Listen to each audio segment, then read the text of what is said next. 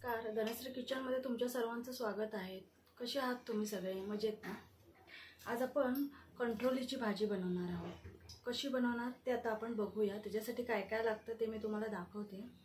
ही बहुतेक पावसाळ्यात येते ही भाजी, त्यामुळे खावी, एकदा तरी करून ती खावी नक्की। औषधी आहे भाजी, त्यामुळे मी तुम्हाला दाखवते आता कशी करायची भाजी। होऊ शकतं ही भाजी, हिला चांगली 4 पाण्यात चांगली स्वच्छ धुतली आहे। पावसाळ्यात खूप घाण असते बाहेर त्याच्यामुळे। आणि हिला उभी कापून आत जसं कारल्याच्या आतमध्ये जशा बिया असतात तशा ह्याच्यात बिया असतात, त्या चमच्याने काढायच्या आहेत। आणि आकार हा तुम्ही कसाही उभा, मी उभे कापले, तुम्ही गोल पण कापू शकता। त्यासाठी इथे मी कांदा, टोमॅटो, कोथिंबीर घेतली आहे। इथे मिरची, आलं आणि लसणाच्या पाकळ्या या मी चेचून घेतलेल्या आहेत। इथे मसाले घेतलेले आहेत। लाल काश्मीरी लाल आहे, कांदा लसूण मसाला आहे, हळद आहे, धणा जिरा पावडर आहे आणि ही आमचूर पावडर आहे। आमचूर पावडर ऑप्शनल आहे, तुम्हाला नसेल आवडत तर तुम्ही नाही टाकली तरी चालेल। तेल तापायला ठेवले, आता मी ह्याच्यात जिरा मोहरी टाकते।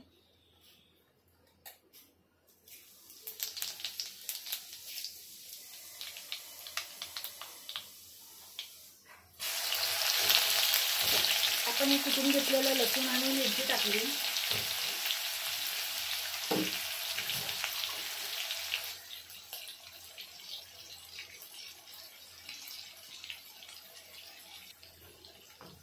कांदा टाकून घेऊया, तो चांगला लाल करायचा आहे। टोमॅटो टाकून घेऊया।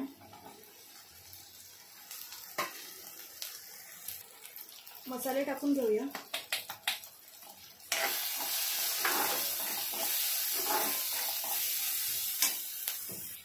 मसाले चांगले भाजले, आपण थोडं पाणी टाकूया। इथे बघा तेल वर आले, कांदा टोमॅटो चांगला शिजलाय। आता आपण कोथिंबीर टाकून घेऊया। कोथिंबीर टाकली की जरा हलवायचं आहे आणि ही भाजी टाकून घ्यायची आहे।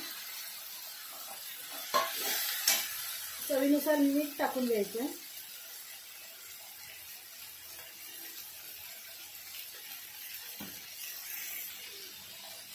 भाजी खाली लागत असेल असं वाटलं तुम्हाला तर थोडंसं पाणी टाकायचं,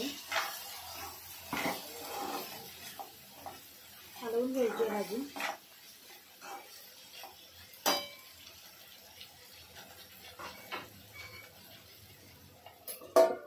गॅस कमी करून भाजीवर ताट ठेवून त्याच्यात पाणी टाकायचं। या पाण्याच्या ह्याच्याने आतली भाजी चांगली शिजते। आपण भाजी बघूया, ताटातलं पाणी बघू शकता तसंच आहे आणि भाजी काही करपली किंवा असं काही नाही झालं। त्यामुळे ताटात पाणी ठेवून शिजवलं ना ते छान शिजते। बघू शकता मस्त तुकडे पडतात, छान शिजली भाजी। आता आपण गॅस बंद करूया। तुम्ही इथे ओलं खोबरं किंवा शेंगदाण्याचा कूट असंही काही टाकू शकता, मी इथे नाही टाकलंय। बघू शकता इथे आपली भाजी रेडी आहे। मी तुम्हाला खाऊन दाखवते भाजी।